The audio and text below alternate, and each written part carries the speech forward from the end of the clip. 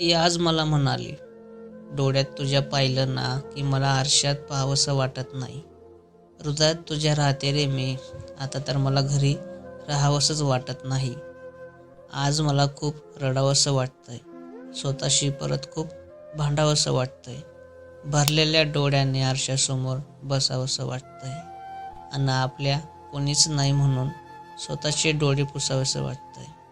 तुझ्यानंतर या जगातील दुसऱ्या कोणत्या मुलीवर जर मी जिव्हाळ्यानं प्रेम करेन ना, तर ती आपलीच मुलगी असेल.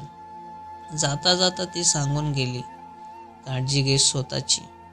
पण तिचे डोळे सांगत होते की आता माझी काळजी कोण घेणार.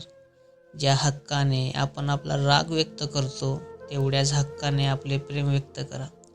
कारण नाते तोडणे सोपे आहे, पण ते पुन्हा जोडणे खूप अवघड आहे. जवळची नाती ही माणसांच्या कधी कधी खूप छळतात. जितके जास्त जपाल तितके आपणाला आणखी दूर लोटतात. तुझ्यात आणि माझ्यात फरक फक्त इतकाच होता.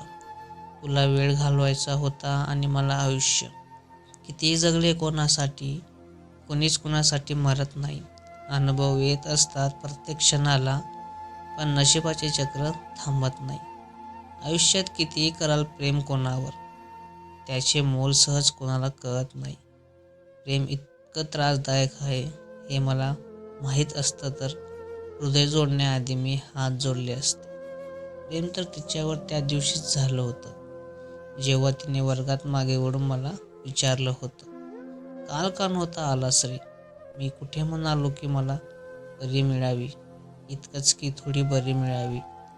मला याच अजिबात वाईट वाटत नाही की तू माझी नाही झालीस. सुख तर या गोष्टीचं आहे की कधीतरी तू माझी होतीस. नेहमीच आनंद मिळेल असे नाही, कधी कधी दुःख पण सोसावे लागते. कितीही अहंकारी असाल तरीही प्रेमात मात्र कधी ना कधी झुकावेच लागते. मला तुझं पहिलं प्रेम बनायचं नाही, मला तर तुझं शेवटचं प्रेम बनायचं आहे. लोक खरं प्रेम विसरून जातात आणि मला तिचं खोटं प्रेम विसरता येत नाही. थँक्यू.